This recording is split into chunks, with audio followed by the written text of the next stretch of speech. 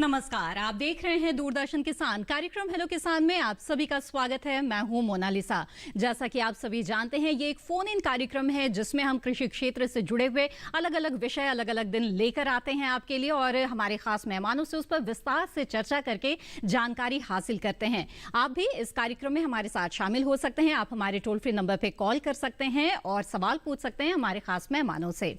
आइए कार्यक्रम में सबसे पहले आपको आज के विषय के बारे में बता दें जिन विषयों पर आज चर्चा होगी। कद्दू वर्गीय सब्जियों की खेती और इसके अलावा स्वरोजगार हेतु कृषि उद्यमिता, ये दो महत्वपूर्ण विषय हैं जिस पर आज इस कार्यक्रम में हम विस्तार से चर्चा करेंगे। आप हमें कॉल कर सकते हैं और इन विषयों से जुड़े हुए सवाल पूछ सकते हैं। नोट कर ले हमारे टोल फ्री नंबर्स। हमारे टोल फ्री नंबर जिन पर आप कॉल कर सकते हैं वो है 1800-113060 और 1800-113061। ये टोल फ्री नंबर है, यानी मुफ्त में आप कॉल कर सकते हैं। बस आपको इस बात का ध्यान रखना है कि बातचीत के दौरान टीवी की आवाज बंद रखें और फोन लाइन के जरिए ही हमसे बातचीत करें। आगे बढ़ते हैं और हमारे विशेषज्ञ मेहमानों से आपका परिचय करा देते हैं।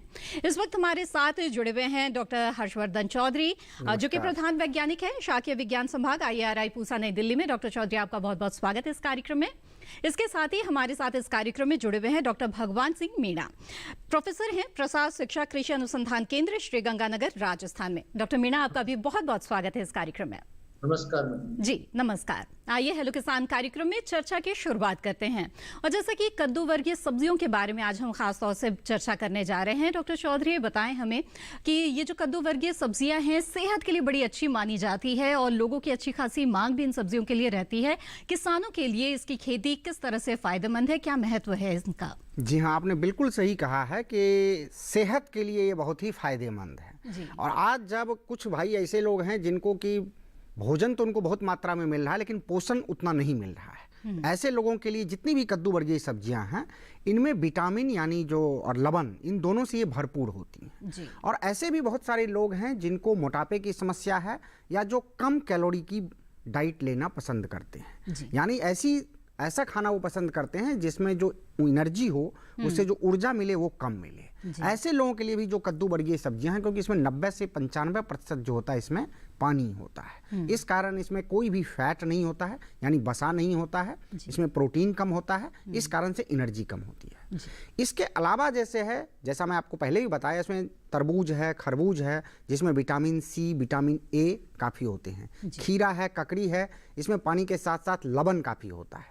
जो हमारा पोटासियम और सोडियम का रेशियो है, यानी हमें सोडियम कम मात्रा में चाहिए और पोटासियम अधिक मात्रा में चाहिए, वो इसमें भरपूर मिलता है। कुछ लोगों का मूड भी ये बदल सकता है। जैसे किसी कारण से अगर आप गुस्से में हैं, तनाव में हैं और अगर बहुत सारा अगर तरबूज खाते हैं तो आपका मूड बदल जाएगा, जिसको हम मूड फूड भी कहते हैं। इसलिए अगर आपको खुश रहना है तो आप ढेर सारे तरबूज भी खाइए। और हम देखते हैं कि जो गर्मी का मौसम होता है, इसमें जब बिल्कुल गर्मी होती है तो जो लोग तरबूज खाते हैं उनकी जो मुस्कुराहट होती है, उनकी जो खुशी होती है, वो अपने आप उनकी बढ़ जाती है। किसान भाइयों के लिए क्या फायदा था? अभी जैसे मार्केट में बहुत सारे ऐसे किसान भाई हैं जिनके उत्पाद मार्केट में बिक रहे हैं जी। पिछला महीना पूरा रमजान का था और पर्व त्योहार का ये मौसम है, शादियों का मौसम है। इसमें क्या होता है कि खास करके आप किसी भी शादियों में जाइए तो ये तरबूज और खरबूज जो हैं, इनकी डिमांड एज ए सलाद के रूप में, फ्रूट सलाद के रूप में काफ़ी बढ़ती जा रही है। तो दोनों प्रकार के ये जो फसल हैं इनकी मार्केट में वैल्यू काफ़ी बढ़ रही है। जो किसान भाई जिनकी फसल अभी बाजार में आ रही है, इन्हें मुनाफा अधिक होता है, और जिन किसान भाई की फसल अभी मार्केट में नहीं आई है उनको हम इस बार जरूर ये बताने की कोशिश करें कि क्या ऐसा उपाय वो भी अपनाएं जिससे अगली बार उनकी भी फसल अगर मार्च के अंतिम सप्ताह या अप्रैल में अगर आती है तो किस प्रकार अपना मुनाफा वो अधिक से अधिक कमा सकते हैं। बिल्कुल, तो क्यों ना ऐसी रणनीति अपनाई जाए कि जब आपको सबसे अच्छे दाम जो है वो मिले, जब मांग सबसे अच्छी हो, ऐसे में तो किस तरह से खेती करें, इसके बारे में जानेंगे विस्तार से आगे इस कार्यक्रम में। आइए उससे पहले नजर डाल लेते हैं एक रिपोर्ट पर।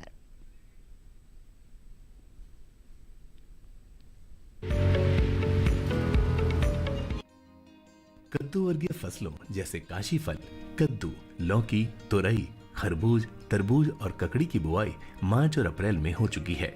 हालांकि मणिपुर में अभी कद्दू वर्गीय फसलों की बुआई और रोपाई की जा सकती है।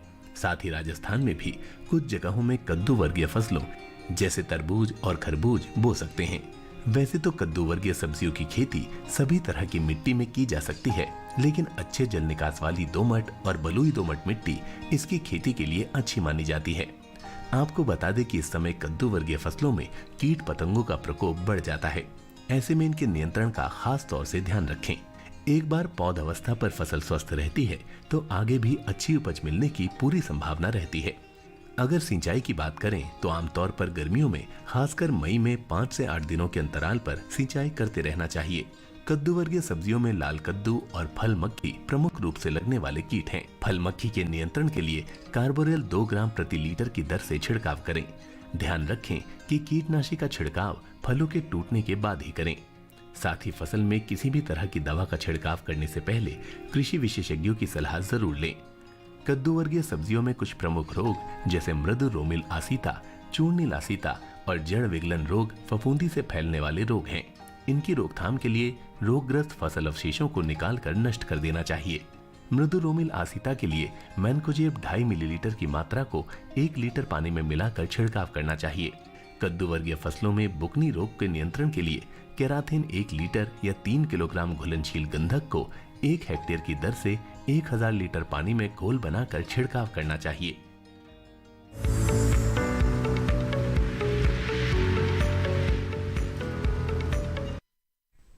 जहाँ तो ये रिपोर्ट आपने देखी। आइए अब आगे बढ़ते हैं और अगले विषय की तरफ बढ़ते हैं।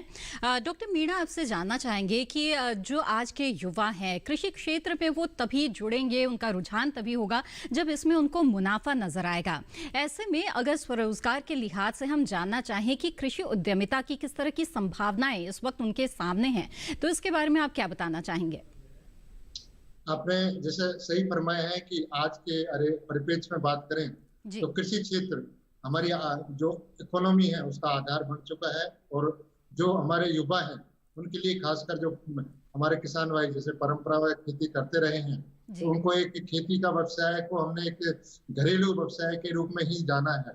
लेकिन अब समय आ गया है कि इसको एक व्यवसाय का रूप दें और उसमें जो भी हमारे ग्रामीण युवा हैं वो आगे आए और अपनी दक्षता के बढ़ा के खेती के जितने भी आयाम है तो खेती आदि सहायक धंधे हैं उन पे अगर उनको वो अपना है तो इसको खेती को एक व्यवसाय का रूप दिया जा सकता है। इसमें 2 चीजों का फायदा होगा। एक तो हमारे घर में पैसा आएगा, वेल्थ क्रिएशन होगा, और उसके बाद एक जो एम्प्लॉयमेंट की जो समस्या है खासकर जो ग्रामीण क्षेत्रों में है तो वो जो सेल्फ एम्प्लॉयमेंट इसमें स्वरोजगार बढ़ेगा तो हमारे साथ में पैसा आएगा ग्रामीण क्षेत्रों में और साथ में रोजगार की समस्या का जो समाधान करने में भी कृषि क्षेत्र के जो सहायक धंधे वो इसमें सहायक होंगे। इसलिए जो ग्रामीण क्षेत्र है और उनके जो ग्रामीण युवा है खासकर जो खेती से जुड़े हैं वो किसी न किसी सहायक उद्यम पे अगर वो काम करना शुरू कर दें और अगर उनमें तकनीकी दक्षता नहीं है तो उसकी दक्षता के लिए जितने भी किसी विभाग के माध्यम से जितने भी कृषि विज्ञान केंद्र है, कृषि विभाग के माध्यम से आत्मा है या बहुत सारे ऐसे कृषि अनुसंधान केंद्र हैं, ट्रेनिंग सेंटर से उन पे जाके अपनी दक्षता बढ़ाएं और इसको अगर खेती को अगर व्यवसाय के रूप में अपनाएं तो मैं दावे के साथ कहता हूं कि जो भी हमारे युवा व्यवसायी है उनको कहीं भी शहर की तरफ नहीं भागना होगा और अपने ही क्षेत्र में उनको काम भी मिल जाएगा और साथ में हमारी ग्रामीण समृद्धि का आधार भी वो युवा बन सके। जी, तो ग्रामीण क्षेत्रों में अगर कृषि उद्यमिता का विकास होगा तो ग्रामीण अर्थव्यवस्था का विकास होगा और इसी से जो देश का अर्थ विकास है वो जुड़ा हुआ होता है। बातचीत करेंगे आपसे इसके बारे में आगे विस्तार से। आइए उससे पहले नजर डाल लेते हैं एक रिपोर्ट पर।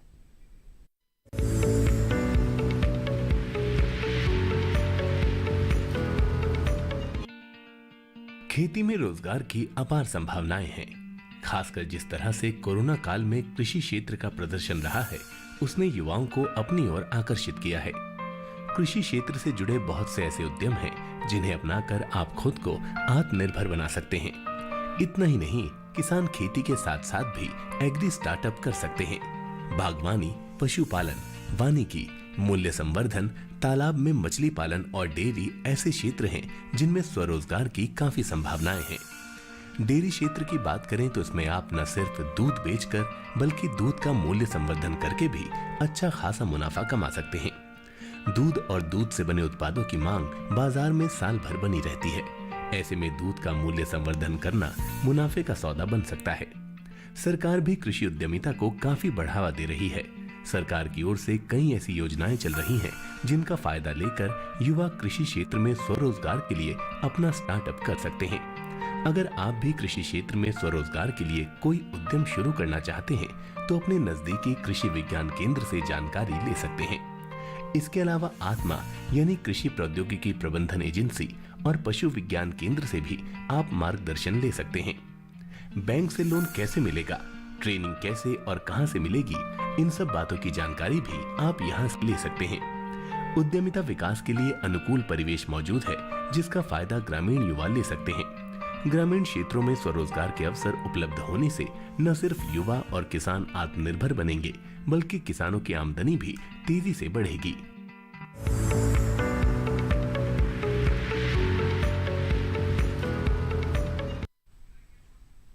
तो देखा आपने इस रिपोर्ट में कि किस तरह से कृषि उद्यमिता के लिए बहुत सारे विकल्प है किसानों के सामने।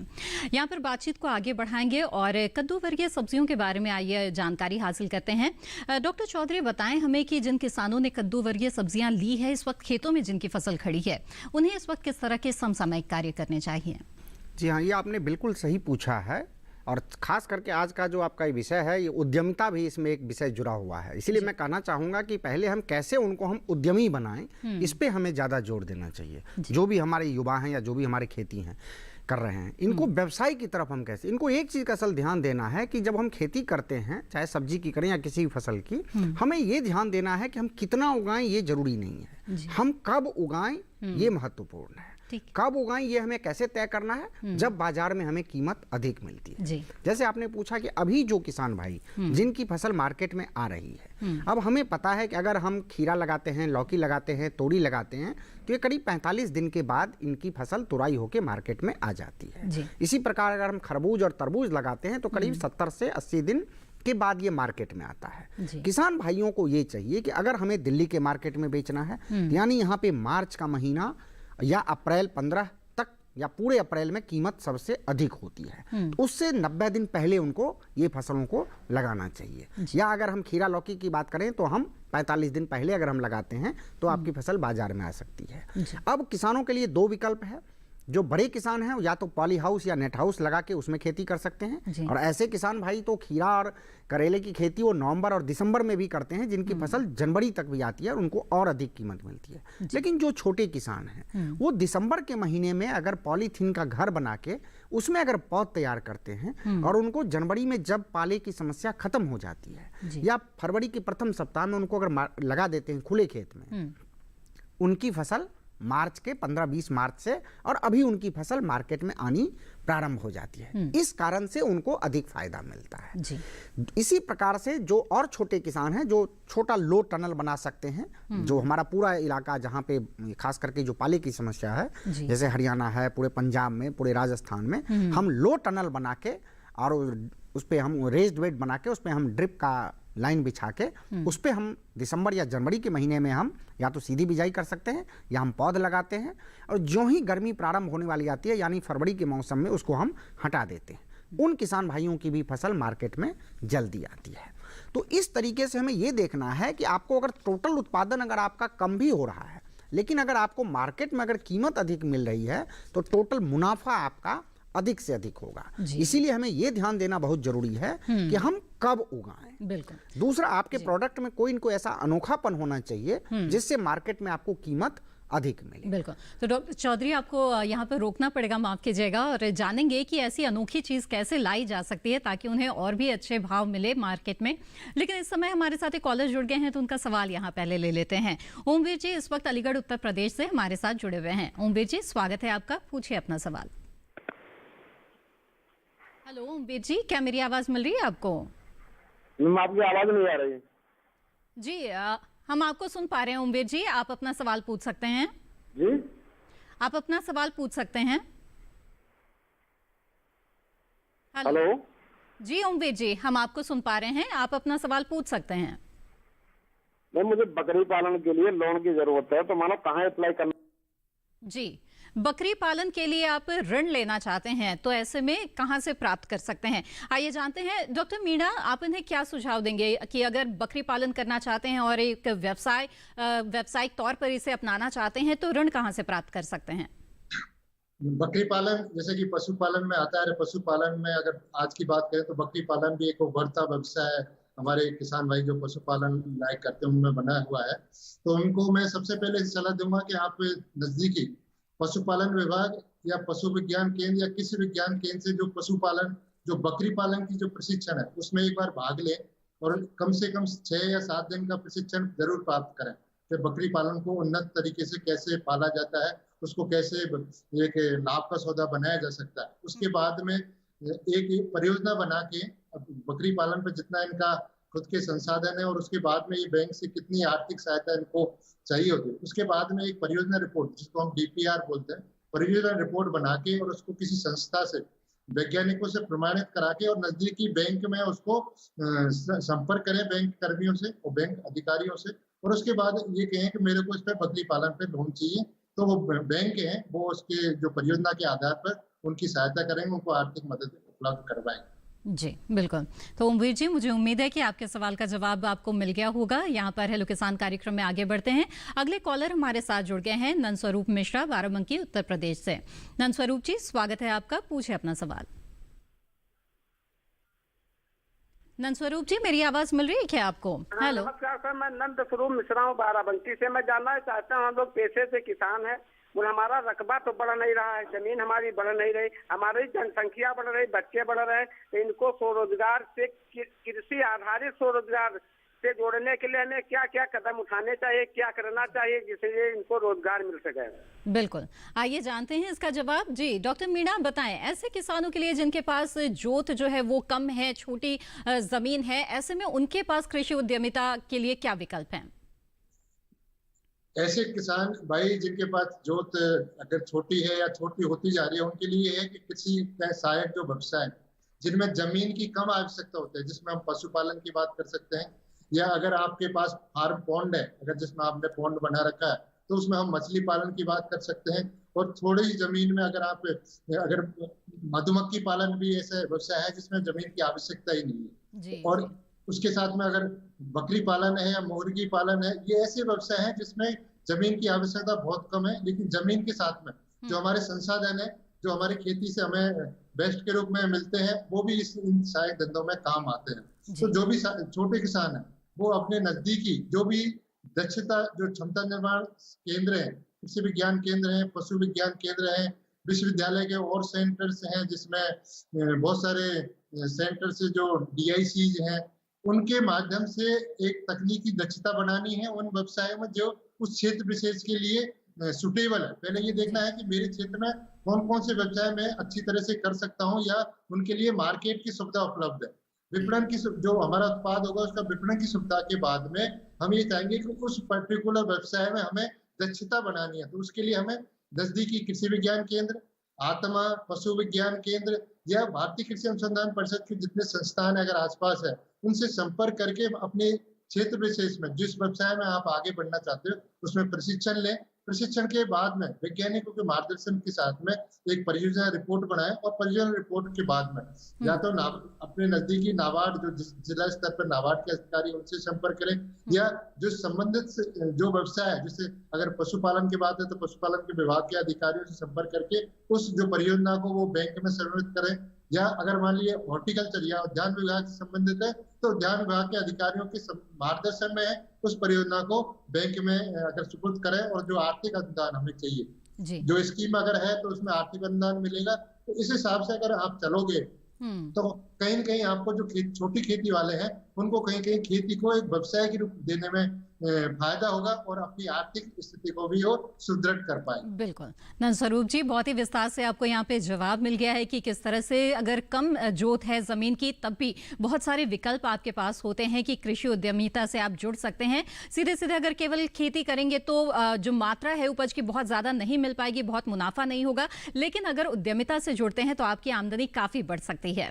बहरहाल इसी के साथ कार्यक्रम हेलो किसान में वक्त हो गया है एक छोटे से ब्रेक का। हम जल्द हाजिर होंगे, आप बने रहें दूरदर्शन किसान पर।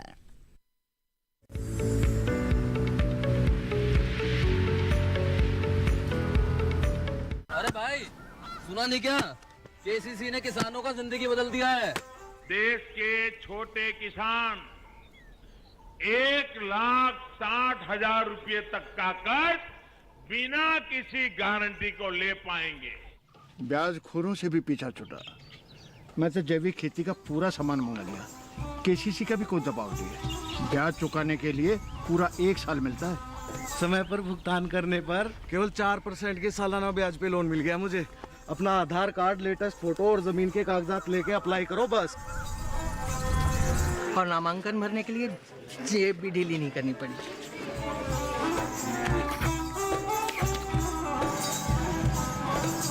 चाचा, उधार चुकाने के 24 घंटे के बाद उतने ही पैसे वापस निकाल सकते हैं।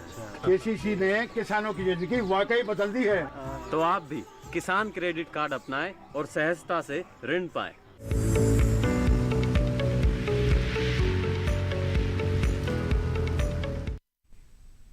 ब्रेक के बाद आप सभी का फिर से स्वागत है। आप देख रहे हैं कार्यक्रम हेलो किसान।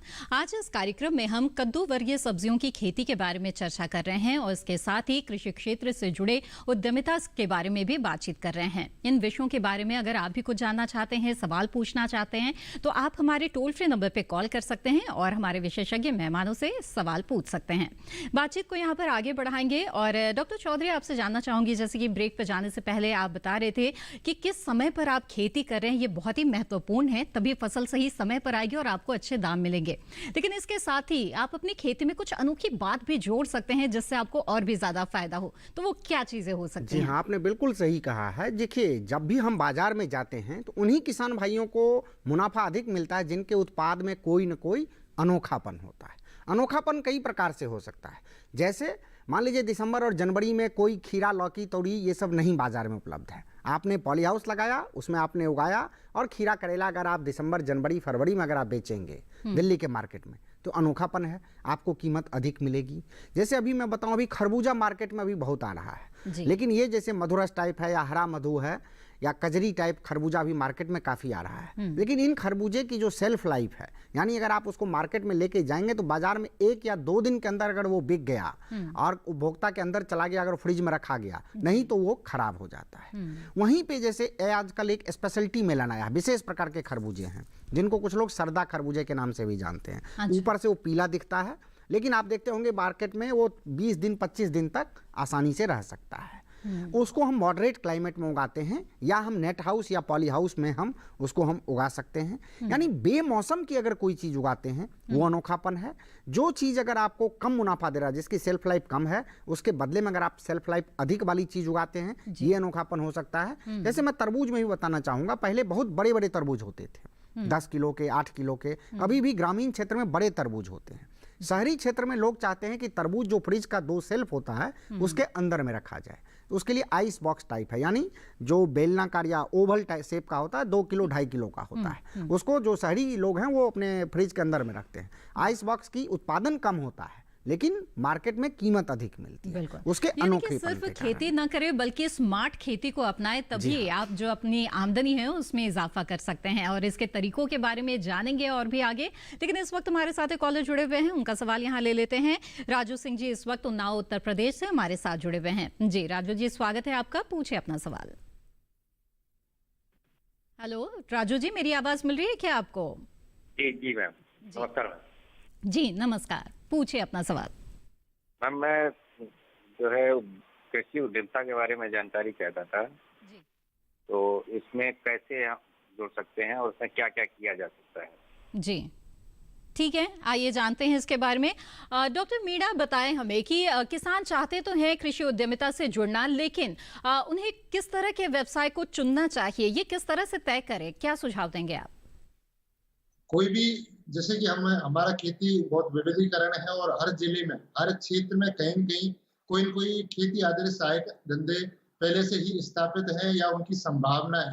पहले हम अपने क्षेत्र में जब भी हमारे जो भी संस्थाएं काम कर रही है जो कृषि विकास के लिए, किसानों के साथ साथ जो भी कृषि विकास के लिए संस्थाएं काम कर रही है, आप कृपया, मैं इनको सलाह देना चाहूंगा, क्या कृपया कृषि विज्ञान केंद्र, कृषि विभाग, आत्मा कृषि अनुसंधान केंद्र या और जो संस्थान है, जो एजेंसीज हैं जो कृषि विभाग कृषि के लिए काम कर रही है, कृषि विकास, उनसे आप संपर्क करें और उसके बाद में ये देखिए कि मेरे संसाधन उस जो व्यवसाय में देख रहा हूँ कि जो यहाँ सूट कर रहा है या अवेलेबल है और यहाँ की उसकी मार्केटिंग भी, उसकी यहाँ मार्केटिंग भी हो सकती है उत्पाद की, तो उसके आधार पर हमें ये चिन्हित करना है। उसमें अपने खुद के संसाधन देखने पड़ते हैं मैं आपको बताना चाहता हूँ कि इसके लिए हमें एक शॉर्ट एनालिसिस, जिसमें हम उसकी जो भी कोई व्यवसाय चुनते हैं तो उसमें एक शॉर्ट एनालिसिस करते हैं, जिसमें हम उसकी क्या स्ट्रेंथ है, मतलब उसकी क्या, जिससे कि हमें उसको व्यवसाय को आगे लेना चाहिए। उसके बाद उसकी कमजोरी क्या है, वीकनेस क्या है, फिर उसके बाद में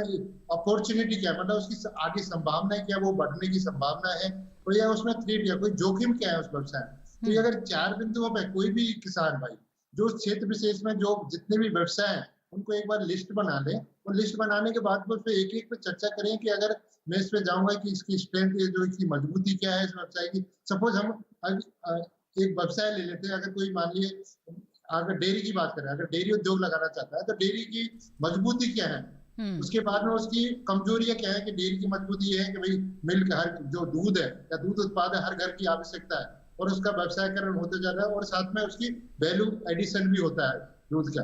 उसके बाद उसकी कमजोरी क्या है, कमजोरी ये हो सकती है कि हम इनको ज्यादा दिन तक स्टोर नहीं कर पाते, तो उसके लिए बहुत सारे आजकल रेफ्रिजरेशन फैसिलिटीज है, बहुत सारे और साधन।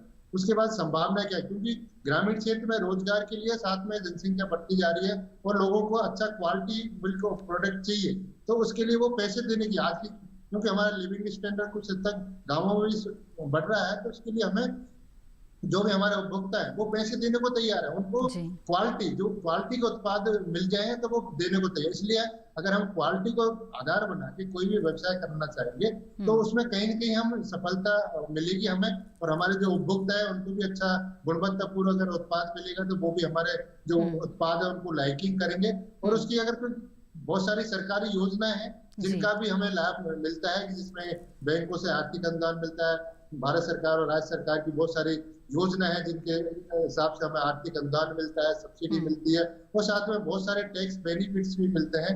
और उसको स्केल अप बढ़ाने के लिए बहुत सारी ऐसी योजनाएं कृषि विभाग की हैं और उद्यान विभाग की है, या भारत सरकार की, जिसमें मैंने हैदराबाद की बहुत सारी स्कीम्स है, या स्टार्टअप इंडिया में बहुत सारे ऐसे योजना है जिनके माध्यम से हम एक बार शुरुआत करें तो वो प्लेटफॉर्म को लेके हमारा व्यवसाय को हम आगे बढ़ सकते हैं, और इसमें बहुत सारी संभावना है। तो मैं जो भी किसान भाई इसमें आगे बढ़ना चाहते हैं तो उनको ये है कि इसका जो स्टेप बाय स्टेप आपको थोड़ा सा अपने आप के देख के उनके जो नजदीकी कृषि विज्ञान केंद्र है, कृषि अनुसंधान केंद्र है, आत्मा है, कृषि विभाग, उनके संपर्क में आइए और उनसे चर्चा कीजिए कि साहब हमारे यहाँ किस किस की व्यवसाय की ज्यादा संभावना है, और उस पर एक परियोजना रिपोर्ट बना के उस परियोजना रिपोर्ट को शॉर्ट एनालिसिस करवाइए, और उसके बाद बैंक से संपर्क करिए कि मेरे को इसमें करना है।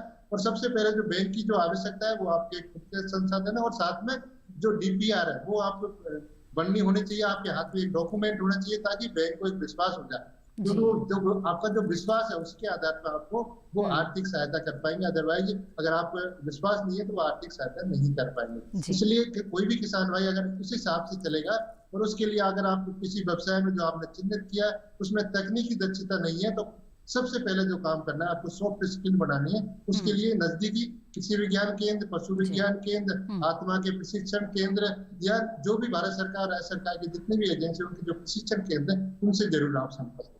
जी बिल्कुल। आइए यहाँ पर आगे बढ़ते हैं, और राजू जी मुझे उम्मीद है कि आपके सवाल का जवाब आपको विस्तार से मिल गया होगा। और इस वक्त हमारे साथ एक और कॉलर जुड़ रहे हैं, आइए उनका भी सवाल यहाँ पर शामिल कर लेते हैं। जी नमस्कार, स्वागत है आपका, पूछिए अपना सवाल। हेलो जी सत्यम जी, क्या मेरी आवाज मिल रही है आपको? जी अपना सवाल पूछ सकते हैं आप।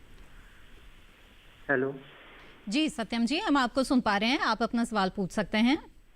नेनुआ की खेती कर रहा हूँ मैं जी। तो मैंने बीज बोया, सब 20 दिन हो गया, अभी तक उसका बीज खेत में बोया था, अभी तक निकला नहीं। सत्यम जी आपकी आवाज हमें साफ साफ नहीं मिल पा रही है, कृपया अपना सवाल फिर से दोहरा दीजिए। बीज मैंने खेत में बोया था नेनुआ और लौकी की। फसल की बात करें, लौकी की? जी नेनुआ और लौकी की, दो चीज का। नेनुआ का निकला है लेकिन आगे का उसका निकल नहीं पा रहा पत्ता, और पत्ता बड़ा भी नहीं हो पा रहा है। अच्छा, पौधे निकले लेकिन पत्ते फिर बड़े नहीं हो पा रहे हैं और पौध भी बड़ा नहीं हो पा रहा है। जी। ठीक है, आइए जानते हैं क्या समस्या हो सकती है जी डॉक्टर चौधरी। जी हाँ, इन्होंने देखिए, सबसे पहले जो किसान भाई हैं उनको ये बताना चाहूँगा, जब भी हम बीज लेते हैं तो जरूर किसी आप संस्थान से लीजिए, या जो प्रमाणित संस्था है, जैसे राष्ट्रीय बीज निगम है या पूसा संस्थान है, आप मुगलसराय में हैं, आपके पास में ही एक सब्जियों का बहुत बड़ा अनुसंधान संस्थान है, भारतीय सब्जी विज्ञान अनुसंधान संस्थान वाराणसी में, और उनकी बहुत सारी प्रजातियाँ हैं, उनसे आप बीज जरूर खरीदें। दूसरी चीज़ है कि हमें उचित समय पे हमें लगाना चाहिए। जैसे ये जो भी कद्दू वर्गीय जिनकी अभी हम चर्चा कर रहे हैं, इनका आम तौर पे जो लगाने का समय है वो, अगर आप खुले खेत की बात करते हैं तो मार्च के प्रथम सप्ताह में अगर हम लगा देते हैं तो ये सबसे अच्छी फसल होती है। लेकिन कुछ किसान भाई बेमौसम के लेने के लिए थोड़ा लेट भी लगाते हैं, और लगाना भी चाहिए, लेकिन उसमें आपको देखभाल अच्छी करनी है। देखभाल अच्छी क्या करनी है, जैसे जब आप लगा रहे हैं, खास करके आमतौर पर लोग नालियों में लगाते हैं, तो हमें नालियों में पहले सिंचाई कर लेनी चाहिए। सिंचाई करने के उपरांत अगर हम उस पर जो कोई भी अगर जो हमारा हर्बिसाइड है, यानी जो खर और पतवार नाशी है, अगर हम उसका हम स्प्रे कर देते हैं, जैसे पेंडीमिथिलीन, तो क्या होता है 3 मिलीलीटर प्रति लीटर पानी से, तो उसमें आपके खर पतवार 30 से 35 दिन तक फसल जो उगेगा उसके साथ वो कंपटीशन नहीं करेगा, तो आपकी बढ़वार अच्छी होगी। दूसरा, अगर जैसे गर्मी बहुत अधिक है तो उसमें हम क्या करते हैं कि बीज को हम रात भर भिगो देते हैं, किसी अच्छे जो मसलिन क्लॉथ होता है उसमें हम बीज को लेके और हम रात भर भिगो के उसमें हम रख लेते हैं। और बीजोपचार हमको करना चाहिए, या तो हम अगर जैविक तरीके से करना चाहते हैं तो हमें ट्राइकोडर्मा से हमें उपचार करना चाहिए, और नहीं तो हम जो बेविस्टिन है या कैप्टाफ या थीरम, इससे हम उपचार करके तब अगर हम लगाते हैं तो हमारी बीजों की जो जर्मिनेशन है वो अच्छी होती है। दूसरी एक समस्या कई बार किसान भाइयों को होती है कि जैसे बीज तो जम गया, लेकिन छोटी अवस्था में ही, जैसा ये कह रहे हैं कि पत्ते खा जाते हैं, एक लाल रंग का कीड़ा होता है जो रेड पंपकिन बीटल होता है, और ये जब अंकुरन होता है उससे 15 से 20 दिन के अंदर अगर पत्ते अगर खा जाएंगे तो पत्ते में कुछ नहीं बचेगा। इसके लिए एक दवा आती है जो कार्बोसल्फान नामक एक दवा होती है, जिसका स्प्रे हमें 2 मिलीलीटर प्रति लीटर पानी की दर से, ये हमें बिल्कुल अर्ली मॉर्निंग यानी सूरज निकलने के समय अगर हम करते हैं, उस समय वो कीट जो होता है पत्ते पे बैठा होता है, अगर उसके बाद अगर आप करते हैं तो कीट उड़ जाता है और उस पे उस दवा का प्रभाव नहीं होता है। तो अगर आपके यहाँ भी अगर ये समस्या है तो एक तो आप खरपतवार हटा दें, जिस कारण खरपतवार अगर रहेंगे तो ये कीड़े ज्यादा बढ़ते हैं और आपको ज्यादा नुकसान करते हैं। तो सत्यम जी, कई वजह हो सकती है, जैसे कि डॉक्टर चौधरी ने आपको बताया, खासतौर पे बीज का ध्यान रखना बेहद जरूरी है, तभी आपकी जो पौध है वो अच्छी निकल कर आएगी। बहरहाल यहाँ पर आगे बढ़ते हैं, अगले कॉलर इस बीच हमारे साथ जुड़ गए हैं विनोद सिंह जी, रीवा मध्य प्रदेश से, उनसे बात करते हैं। जी विनोद जी, स्वागत है आपका, पूछिए अपना सवाल। विनोद जी, मेरी आवाज मिल रही है आपको? जी मैडम। जी, अपना सवाल पूछ सकते हैं आप। जी विनोद जी, ये कद्दू का फल है, फल छोटे छोटे आते हैं, इसके बाद उसमें कीड़े लग जाते हैं मैडम। ठीक है मैडम, कद्दू के फल आते हैं उसमें कीड़े लग जाते हैं छोटे छोटे। जी ठीक है, ये आपने विनोद जी आपने सही सवाल पूछा है। ये आमतौर पे सारे जो भी कद्दू वर्गीय वाले किसान हैं, ये सबके लिए बिल्कुल आवश्यक है। देखिए, कीड़ों का जब भी हम बचाव की बात करते हैं तो अगर हम बिल्कुल हम एकीकृत अगर हम कीट प्रबंधन करेंगे तो कीड़े कम आएंगे। जैसे मैं किसान भाइयों को कहता है, जब हम बिजाई करते हैं उसी समय या उससे पहले अगर आप अपने खेत के चारों तरफ अगर आप मक्का लगा लेते हैं, आजकल कोरोना के कारण हम सब लोग अपने लिए मास्क लगाते हैं, अगर आप अपने खेत को भी उसी तरह अगर चारों तरफ अगर आप मक्का की फसल लगा लेते हैं तो मक्के के पौधे में रेसे होते हैं, तो जो भी कीट आते हैं पहले उन रेसों पे वहीं चिपक जाते हैं। आपको खेत में दवा का प्रभाव कम करना पड़ता है, दवा का छिड़काव कम करना पड़ता है। लेकिन जो आप ये फल मक्खी की आप बात कर रहे हैं, फल मक्खी एक ऐसी वो है जिसपे अगर आप छिड़काव भी करेंगे तो आप तुरंत फल मक्खी को नहीं मार सकते हैं, और ये जो ही फूल खिलता है उसी समय में वो ओवड़ी के अंदर चला जाता है, और जब फल बड़ा होता है तो अंदर से ही उसको छेद करके वो बाहर निकलता है। इसके लिए आपको क्या करना है, एक ट्रैप आता है जिसे हम फेरोमोन ट्रैप कहते हैं जी। ये फेरोमोन ट्रैप होता है, मिथाइल यूजिनॉल नामक एक केमिकल होता है जिसमें नर की गंध होती है, उसको जो नर मक्खियाँ होती हैं उसको हम एक ट्रैप लगाते हैं, इस प्रकार से ऊपर रहता है, उसमें एक छेद रहता है, उसमें एक गुटका जो होता है उसमें मिथाइल यूजिनॉल से ट्रीट करके उसको हम लगा देते हैं। और खेत में जैसे 1 एकड़ में अगर हम 6 से 7 अगर वो ट्रैप हम लगा देंगे तो जितने उसके नर मक्खी हैं उनको ये लगेगा कि इसके अंदर में मादा मक्खी बैठी है, उस कारण उस छेद से अंदर चले जाएंगे और अंदर ही वो ट्रैप होके मर जाएंगे। ये बहुत ही लाभकारी है और किसान को इसमें खर्चा भी कम आता है। लेकिन अगर किसी कारण से अगर आप ये नहीं कर पा रहे हैं, आपको नहीं मिल रहा है, तो एक दवा आती है स्पिनोसैड, जिसको हम उसका आप छिड़काव कर सकते हैं क्योंकि ये सुरक्षित दवा होती है। दूसरा मैं एक चीज और बताना चाहूंगा कि कई बार क्या होता है कि ये फल मक्खी तुरंत खा के उड़ जाती है, तो ज्यादा देर तक वो आपके दवा के संपर्क में नहीं आएगी। इसीलिए आपको क्या करना है कि कोई मिट्टी का बर्तन ले लीजिए या उसमें एक गुड़ का घोल थोड़ा बना लीजिए, पानी में गुड़ का घोल बना लीजिए और उसमें कोई भी जो जहरीली दवा है जैसे इमिडाक्लोप्रिड है उसको मिला दीजिए और इसमें एक माने जो बोरा होता है, जो जूट का बोरे का टुकड़ा, वो डाल दीजिए और ये खेत में कई जगह पे रख दीजिए, 7-8 जगह पे। उससे क्या होगा, जब वो मक्खी आएगी तो उस पर टिकेगी और काफी देर तक उस पर वो बैठेगी, जिस कारण से मक्खी आपके खेतों से खत्म हो जाएगी। इस प्रकार से आप अपने खेतों को सुरक्षित कर सकते हैं, ये खास करके फल मक्खी से बचाव। बिल्कुल। तो विनोद जी, बहुत सारे उपाय आपको यहाँ पर सुझाए हैं डॉक्टर चौधरी ने कि किस तरह से आप अपने पौध को कीड़ों से बचा सकते हैं। उम्मीद है इन सुझाव पर आप जरूर अमल करेंगे और आपकी समस्या का समाधान हो जाएगा।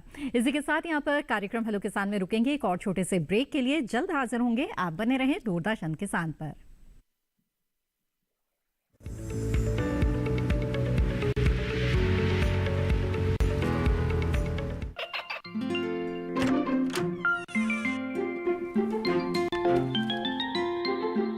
ये क्या हो रहा है?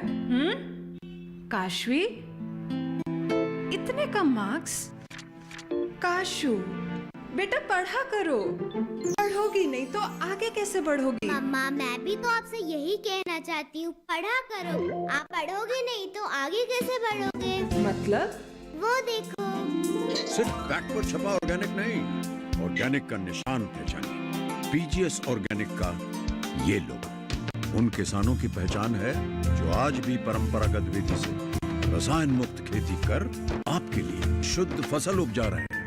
अब समझे मम्मा, अगर मैं प्योर ऑर्गेनिक फूड नहीं खाऊंगी तो अच्छे मार्क्स कहाँ से लाऊंगी? अच्छा बच्चों, जैविक खेती की इस मुहिम को आगे बढ़ाइए, शुद्ध ऑर्गेनिक अपनाइए।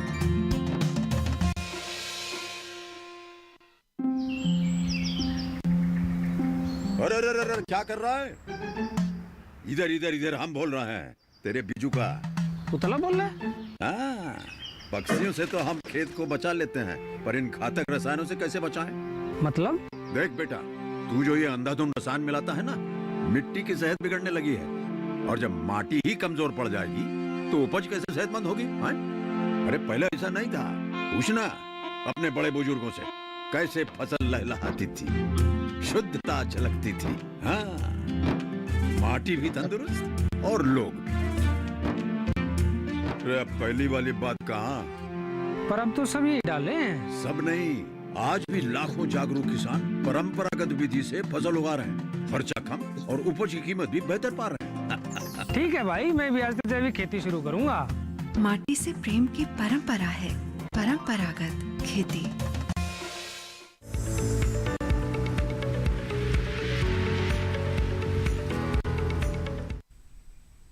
ब्रेक के बाद आप सभी का फिर से स्वागत है। आप देख रहे हैं कार्यक्रम हेलो किसान। इस वक्त हमारे साथ एक कॉलर जुड़े हुए हैं, आइए उनका सवाल यहाँ पर शामिल करते हैं। सुशांत कुमार पटनायक जी ओडिशा से इस वक्त हमारे साथ फोन लाइन पर हैं। सुशांत जी, स्वागत है आपका, आप अपना सवाल पूछ सकते हैं जी। लौकी के उन्नत किस्म क्या है, उसके बारे में जानना था। सुशांत जी, आपकी आवाज हमें साफ साफ नहीं मिल पा रही है, कृपया सवाल दोहरा दें। लौकी की उन्नत किस्म क्या है, उसके बारे में जानना था। लौकी से जुड़ा हुआ आपका सवाल है, लेकिन हम सवाल नहीं समझ पा रहे हैं। अच्छा, उन्नत किस्म के बारे में जानना चाहते हैं जी, आइए जानते हैं। जी सुशांत जी, लौकी के लिए जैसे हमारे पूसा संस्थान की काफ़ी प्रजातियां हैं। जैसे अगर आप लंबी लौकी लगाना चाहते हैं, बिल्कुल सिलेंड्रिकल, तो हमारे संस्थान की प्रजाति है पूसा नवीन, इसका आप चयन कर सकते हैं।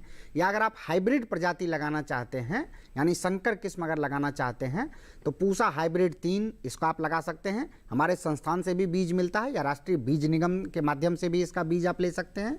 या अगर आप गोल लौकी लगाना चाहते हैं तो पूसा संदेश आप लगा सकते हैं। और आजकल एक लौकी आती है जो बिल्कुल नाशपाती के आकार की होती है, जिसमें पूसा संतुष्टि हमारे संस्थान की एक प्रजाति है, तो इनका भी आप चयन कर सकते हैं। और पूसा संतुष्टि में एक और फायदा है कि खास करके अभी जो आप देखते हैं क्योंकि मौसम भी बदल रहा है, तो ये थोड़ा कम तापमान में भी इसमें फलन अच्छी होती है और जब तापमान अधिक हो जाता है तब भी इसमें फलन अच्छी होती है और इसके जो फल होते हैं ये खाने में भी अच्छे हैं, इसलिए आप इनका भी चयन कर सकते हैं। बिल्कुल सुशांत जी, बहुत सारे विकल्प आपको मिल गए हैं, कई किस्में हैं जिनमें से आप जो भी आपके क्षेत्र के लिए आपको मुफीद लगता है या आपका उद्देश्य जिस तरह का हो उसके आधार पर आप किस्म का चुनाव कर सकते हैं। बहुत सारे हमारे दर्शक हैं जो ईमेल के जरिए भी अपने सवाल हम तक पहुंचाते हैं। डॉक्टर मीणा, एक सवाल पूछा है हमारे एक दर्शक शिव कुमार सिंह जी ने उत्तर प्रदेश से, और वो जानना चाहते हैं कि आटा चक्की लगाने में सरकारी मदद कैसे प्राप्त करें। आटा चक्की मैं इनसे ये चाहता हूँ कि आपको, अगर आप आटा चक्की सिर्फ लगाओगे तो कोई भी बैंक आपको आर्थिक अनुदान या आर्थिक सहायता नहीं करेगा। अच्छा। मेरा इनसे जो भी हमारे दर्शक है उनसे मेरी ये सलाह है कि आप एक परियोजना बनाइए और उस परियोजना में जितने भी हमारे जो अनाज है उनका वैल्यू एडिशन करें, मूल्य संवर्धन कैसे किया जाए, उनपे के आधार पर अगर एक छोटा उसको एक बिजनेस का रूप देके भी यूनिट बनाना चाहते हैं जिसमें हम आटा चक्की को भी शामिल करें, आटे को भी शामिल करें, दालों को भी शामिल करें, उसके साथ में जितने भी अनाज है उनको एक जो मिक्स जो आटा बनता है जो गुणवत्ता पूर्ण उसको शामिल करें। तो एक छोटा सा एक परियोजना बना के अगर उस पर वैल्यू एडिशन के नाम पे अगर कोई हम छोटा सा प्रोजेक्ट बना के अगर हम काम करें तो उस पर हमें बैंकों से आर्थिक मदद मिल जाएगी। अदरवाइज अगर हम सिर्फ और सिर्फ आटा चक्की के लिए अगर आर्थिक अनुदान की और आर्थिक सहायता की बात करेंगे, फिर भी मैं इनको सलाह देता हूं कि आप मुद्रा योजना के अंतर्गत जो भी भारत सरकार की योजना है जिसपे कि कोई भी बिना कोलेटरल कोई भी आप ले सकते हो, तो उसमें 50,000 से लेके 10 लाख तक का लोन मिलता है। मुद्रा योजना में आप संपर्क करिए अपनी नजदीकी बैंक की ब्रांच है और उनके बताइए कि आप ऑनलाइन भी इसमें पंजीकरण होता है मुद्रा बैंक में मुद्रा योजना के लिए, और आप उनसे एक बार थोड़ा सा जो भी ई-मित्रा के माध्यम से या आप खुद अगर कंप्यूटर अगर की सुविधा है तो आप अपने लेवल पर जाकर उसमें रजिस्ट्रेशन कराइए। बहुत सारे उसमें ऐसे व्यवसाय हैं जिनके लिए मुद्रा योजना में आपको कोई न कोई आर्थिक अनुदान मिलेगा। डॉक्टर मीणा, माफ कीजिएगा, आपको यहाँ पे रुकना पड़ेगा। इस वक्त हमारे साथ एक कॉलर जुड़ गए हैं, उनका सवाल यहाँ पर लेते हैं। नईमुद्दीन जी इस वक्त हमारे साथ जुड़ रहे हैं झांसी उत्तर प्रदेश से। नईमुद्दीन जी, स्वागत है आपका, बताइए क्या जानना चाहते हैं आप। नईमुद्दीन जी, मेरी आवाज मिल रही है आपको? Hello hello. नमस्कार। नमस्कार मैडम जी नमस्कार। नमस्कार साहब जी। टीवी की आवाज बंद रखिएगा नईमुद्दीन जी, फोन लाइन के जरिए सीधे सीधे बातचीत करें। बताइए क्या जानना चाहते हैं। मेरा निवेदन ये है मैम कि उसी भूमि में फसल उत्पादन अथवा मछली पालन में से कौन अधिक लाभप्रद रहेगा तुलना में। जी बिल्कुल, आइए जानते हैं। बताएं डॉक्टर मीणा, क्या सुझाव देंगे आप इन्हें। मेरा सुझाव इनके लिए ही रहेगा कि जैसे मान लीजिए आपका झांसी से बोल रहे हो, झांसी में ये है कि फार्म पॉन्ड की अगर सुविधा है तो हम फसल उत्पादन के साथ साथ मछली पालन को भी शुरू किया जा सकता है। आप एक फार्म पॉन्ड बनाइए, क्योंकि फार्म पॉन्ड ऐसा नहीं है कि पूरा खेत में ही आपको फार्म पॉन्ड बनाना है। एक पर्टिकुलर साइज का एक फार्म पॉन्ड होगा, जो बारिश का पानी है उसको एक आपके कोने में जो खेत का कोना है उसमें फार्म पॉन्ड बनाइए, और उसमें अगर हो सके तो एक उसको पक्का कर लीजिए, या पक्का नहीं कर पाए तो हम प्लास्टिक की शीट लगा के उसको पक्का करें, और उसमें पानी, जैसे कि मछली पालन की बात करें तो आपके क्षेत्र विशेष में जो झांसी की में जो भी मत्स्य अधिकारी हैं या नजदीकी कृषि विज्ञान केंद्र उनसे संपर्क है। और साथ में मछली पालन में ये है कि मछली पालन जब की बात करते हैं तो उसमें जो भी हमारा पॉन्ड है उसमें मिनिमम 4 फीट पानी हर समय हमें रखना होगा। ऐसा नहीं कि बारिश के अभाव में या कोई और सोर्स नहीं और उसमें पानी अगर 4 फीट से नीचे जाते ही हमें मछली जो पालन है उसमें व्यवसाय में कहीं कहीं समस्या आ जाती है। साथ में उसमें एक मिक्सचर डलता है, जो भी वहाँ की जो मछली का जो बीज है वो मिक्सचर के रूप में आता है। उन मछलियों के लिए जो आहार की जो व्यवस्था है वो किसान को करनी होती है, तो वो शायद घर में हो सकती है, लेकिन उनको सबसे पहले ये देखना है कि फार्म पॉन्ड उसकी साइज कितनी है, उसमें पानी की जो उपलब्धता कितनी है, और उसके साथ साथ में जब ये झांसी के जिले में जब ये मछली उत्पादन करना चाहते हैं, मत्स्य उत्पादन शुरू करेंगे तो उसका मार्केट कहाँ मिलेगा इनको, मतलब वहाँ जो मछली पालन है उसके लोग उपभोक्ता है या नहीं। तो इन बातों का अगर ये ध्यान रखें तो फसल उत्पादन से हम मछली पालन में से अधिक आय ली जा सकती है। अगर आप उसको अच्छी तरह दक्षतापूर्ण करोगे और सही तरीके से शुरुआत करोगे तो फसल उत्पादन के साथ साथ अगर मछली पालन करोगे तो मछली पालन से भी हमें अच्छी आय का जरिया बन सकता है। बिल्कुल। नईमुद्दीन जी, उम्मीद है आपके सवाल का जवाब मिल गया होगा। फसल उत्पादन और मछली पालन में किसी एक को चुनने की जरूरत नहीं है, बल्कि आप दोनों साथ साथ कर सकते हैं और अतिरिक्त आमदनी इससे आपको जरूर मिल सकती है। यहाँ पर बातचीत को आगे बढ़ाते हैं और डॉक्टर चौधरी, एक सवाल ईमेल के जरिए जो आया है वो लेते हैं। यहाँ पर सुजीत कुमार जी उत्तर प्रदेश से उन्होंने सवाल भेजा है कि ककड़ी का पौधा 1 महीने का है, उसमें पत्तियों में छेद हैं और लाल कीड़े भी हैं, क्या करें? जी हाँ, बिल्कुल सही आपने कहा। जो ही 1 महीना से पहले तक, चाहे वो ककड़ी हो, खीरा हो, सब में जो ये लाल कीड़ा आता है, जिसे हम रेड पंपकिन बीटल कहते हैं, ये बहुत नुकसान करता है। और इसमें सवेरे सवेरे उठ के हमें कार्बोसल्फान नामक एक दवा आती है जो इसके लिए काफ़ी प्रभावशाली है। उसका 2 मिलीलीटर प्रति लीटर पानी में घोल बना के बिल्कुल सूरज की किरण निकलने से पहले अगर आप इसका स्प्रे कर देते हैं तो इसका काफ़ी हद तक आप इसको नियंत्रित कर सकते हैं। इसके साथ साथ अगर वहाँ पे खरपतवार अगर है तो खरपतवार की भी आपको निकासी करनी पड़ेगी, तो आपको ये कीड़े जो होंगे इनसे आपका छुटकारा मिल सकता है। जी बिल्कुल, तो जवाब मिल गया है आपको। और इसी के साथ यहाँ पर हेलो किसान कार्यक्रम में रुकेंगे एक और छोटे से ब्रेक के लिए। ब्रेक के बाद भी हमारी चर्चा जारी रहेगी। आप बने रहें दूरदर्शन किसान पर।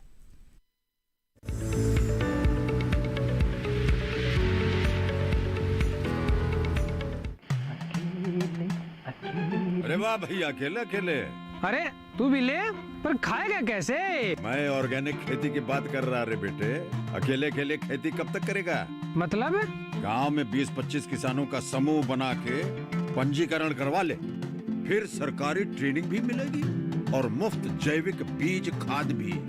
फिर बीजीएस ऑर्गेनिक की सरकारी मोहर के साथ तेरी उपज आकर्षक पैक में पहुंचेगी बड़े बाजार तक। अच्छा? हाँ। अरे भाई, कहाँ चल दिया? सबको साथ लाने, आमदनी बढ़ाने। तो किसान भाई समझ गए ना? साथ मिलकर ऑर्गेनिक खेती कीजिए, अपनी परंपरा को आगे बढ़ाइए, ज्यादा मुनाफा कमाइए। माटी से प्रेम की परंपरा है परंपरागत खेती।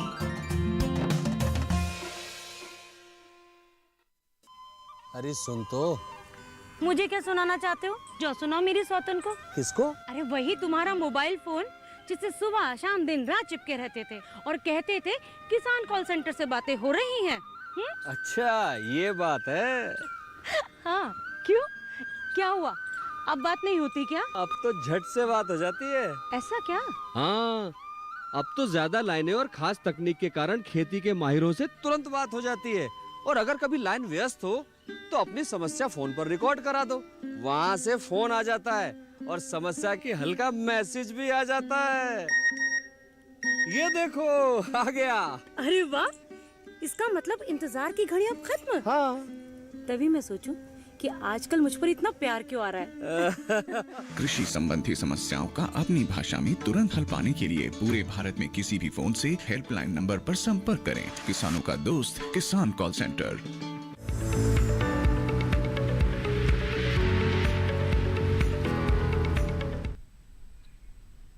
ब्रेक के बाद आप सभी का फिर से स्वागत है कार्यक्रम हेलो किसान में। आज इस कार्यक्रम में हम कद्दू वर्गीय सब्जियों की खेती और स्वरोजगार हेतु कृषि उद्यमिता के बारे में चर्चा कर रहे हैं। आप भी अपने सवाल पूछ सकते हैं इस कार्यक्रम में शामिल होकर। इस वक्त हमारे साथ एक कॉलर जुड़े हुए हैं, उनका सवाल यहाँ पर लेते हैं। प्रदीप सिंह जी अमृतसर पंजाब से हमारे साथ इस वक्त जुड़े हुए हैं। प्रदीप जी स्वागत है आपका। हेलो जी प्रदीप जी। हाँ जी मैडम, मैंने लौकी लगाया था पंजाब में, लंबा वाला। ठीक है। और वो 2-3 इंच होकर सूख जाता है वो। अच्छा। हाँ लगता है, मगर 2-3 इंच बन के फिर सूख जाता है। जी, यानी फल लग रहे हैं लेकिन सूख जा रहे हैं। हाँ यस मैडम। अच्छा ठीक है, आइए जानते हैं क्या वजह हो सकती है डॉक्टर चौधरी। देखिए, एक तो मैं किसान भाइयों को ये समझाना चाहूंगा कि जो भी कद्दू वर्गीय, जैसे उन्होंने लौकी की बात की है, इसमें क्या होता है कि 15 से 20 अगर मादा फूल आते हैं, मतलब नर फूल आते हैं, तो सिर्फ 1 या 2 मादा फूल आते हैं। और एक बार में एक पौधे पे जितने मादा फूल हैं सभी फल नहीं बनते हैं। एक बार में एक पौधे पे 5 से 6 फल बन सकते हैं।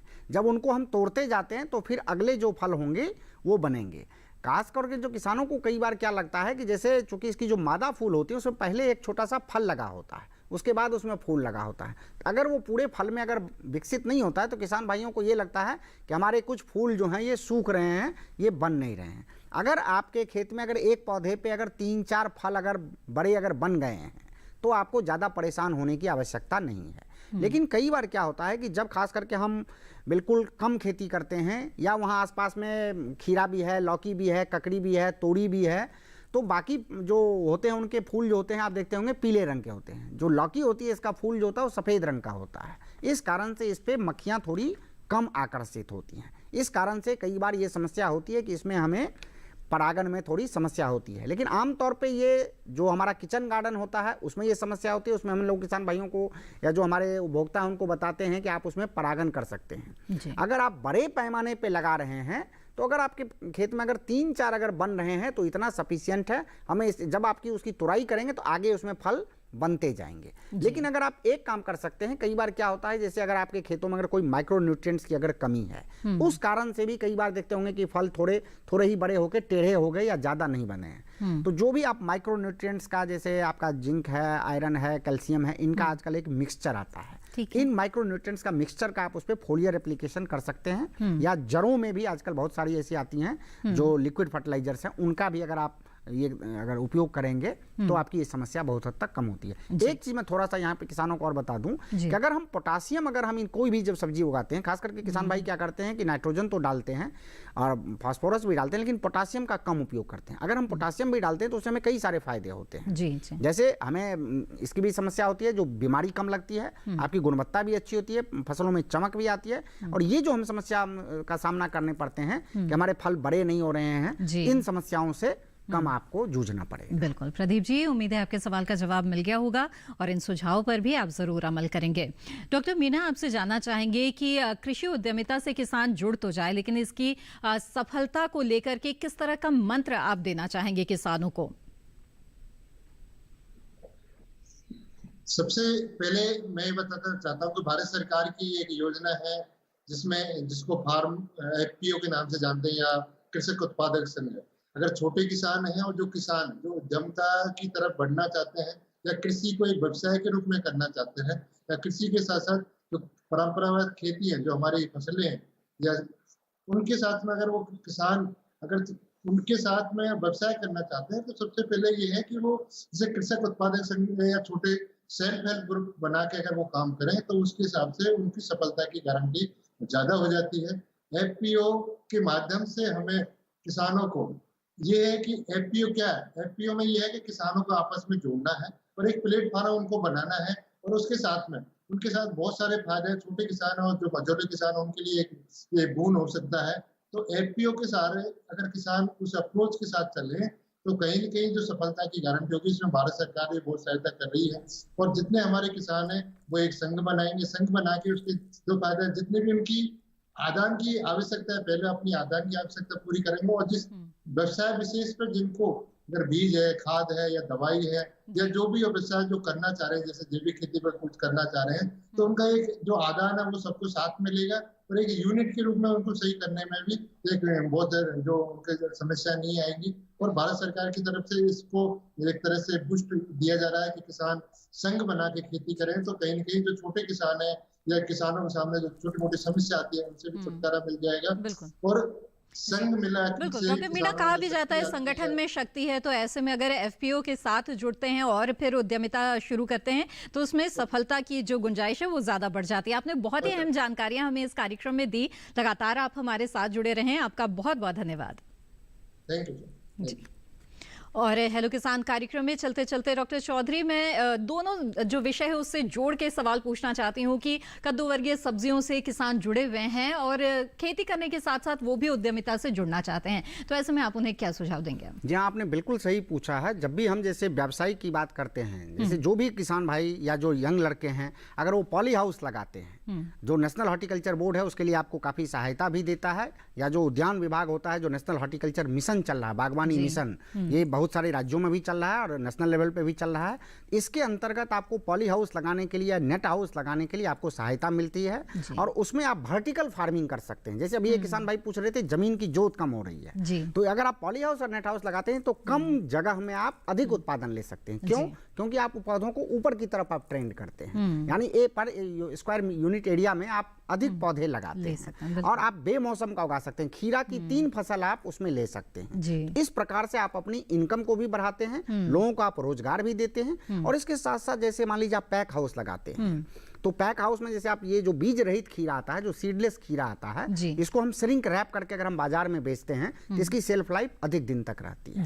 तो ये आप कर सकते हैं। और इसके खास करके बहुत सारे और चीजें आप जो कद्दू वर्गियों में भी आप कर सकते हैं। जैसे मैं खरबूजे की बात कर रहा था, जो स्पेशलिटी मेलन है, जो सरदा मेलन है, इसको आप इसमें लगा सकते हैं। बेमौसम में भी आप उगा सकते हैं। अगस्त सितंबर में आप फिर से लगा के आप नवंबर दिसंबर कार्यक्रम में आपने बहुत सारे विकल्प दिए हैं हमारे किसान साथियों को, जिन्हें अपनाकर वो अपनी आमदनी बढ़ा सकते हैं। आपका बहुत बहुत धन्यवाद इतनी अहम जानकारियों के लिए। Thank you. तो आज आपने विस्तार से जाना कि किस तरह से कद्दू वर्गीय सब्जियों की खेती आप कर सकते हैं, बहुत ही अच्छा मुनाफा कमा सकते हैं। साथ ही कृषि उद्यमिता में ढेर सारी संभावनाएं आपके लिए मौजूद हैं। बहरहाल आगे बढ़ते हैं और अगले विषय के बारे में अब आपको बता दें। सोमवार को प्रसारित होने वाले हेलो किसान कार्यक्रम में जिन विषयों पर चर्चा होगी उसके बारे में आपको बता दें। वो विषय हैं मिट्टी और पानी का परीक्षण, और इसके अलावा जायद फसल में रोग प्रबंधन। इन दोनों विषयों पर सोमवार के हेलो किसान कार्यक्रम में आप चर्चा देख सकते हैं। इस बीच आप अपने सवाल हम तक पहुंचा सकते हैं। आप हमें ईमेल कर सकते हैं। हमारा ईमेल आईडी है hellokisan2015@gmail.com। आप फेसबुक के जरिए भी हमसे जुड़े रह सकते हैं और अपने सवाल पहुंचा सकते हैं। हमारे फेसबुक पेज पर जाने के लिए हिंदी में टाइप करें हेलो किसान। इसके अलावा दूरदर्शन किसान के कॉल सेंटर नंबर पर भी आप कॉल कर सकते हैं। हमारा टोल फ्री नंबर है 1800-113060। सोमवार से शनिवार सुबह 6 बजे से रात 10 बजे के बीच कॉल करके आप अपने सवाल दर्ज करा सकते हैं।